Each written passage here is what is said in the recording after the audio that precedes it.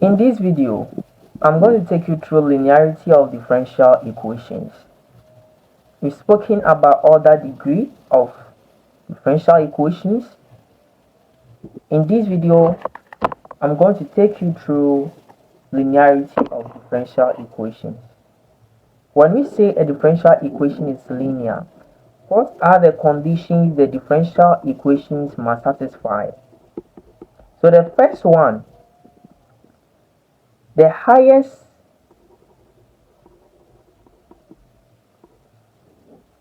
So the first one is the highest power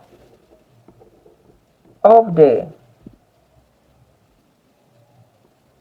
dependent variable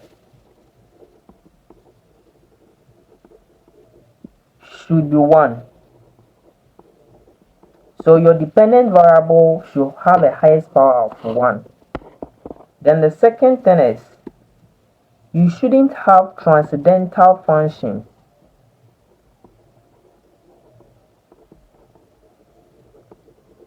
of the derivative.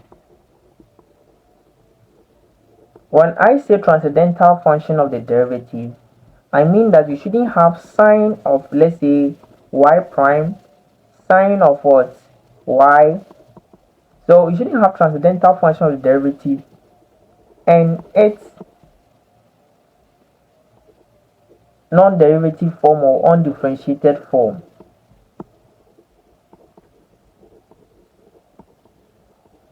So you shouldn't have sine y prime as well as sine y. So the variable which is your derivative, you shouldn't have transcendental function of its variables. I mean, any associated variable shouldn't be in the transcendental form.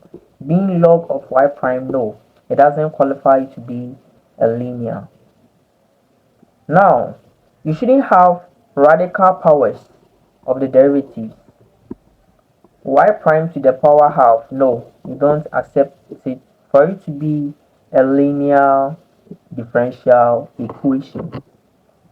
Let's take one or two examples.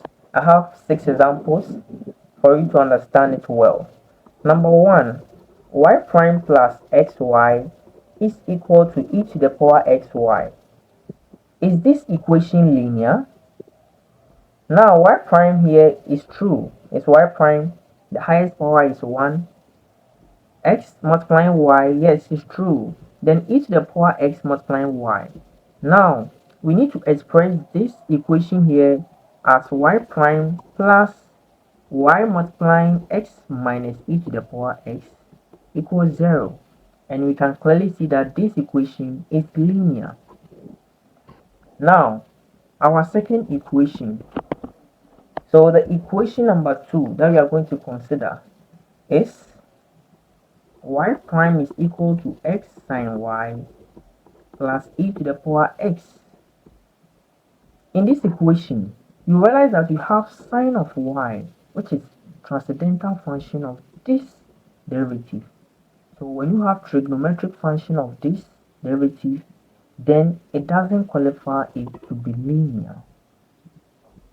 Number 3, I have y prime is equal to 5.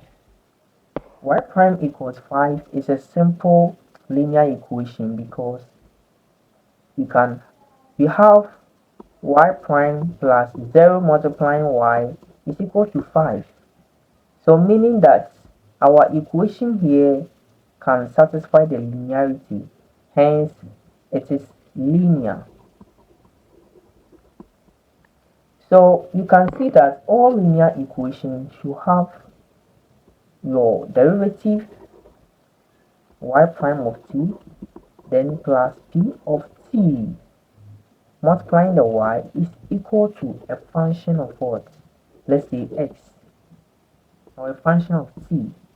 For that reason, your y should be attached to another function and your y prime should be there alone, and you should have an integer power. This y here shouldn't have any power more than 1. These are the basic things you should consider in terms of linearity. Now let's see.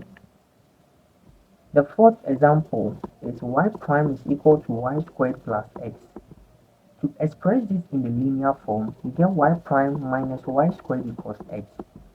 This y squared here makes this non-linear because the power of y is 2. Now let's see the fifth one. The fifth one, you have y prime plus x y to the power 5 equals 0. In this example, it looks like the previous one. The highest power of y here is 5. It should be 1 but not 5, so it's not linear. Then finally we have xy prime plus y is equal to square root of y. I already made mention that the highest power of y shouldn't be a radical. I have a power of radical here to the y. For that reason, this equation is not linear. Thank you for being with me in this class. See you in my subsequent class.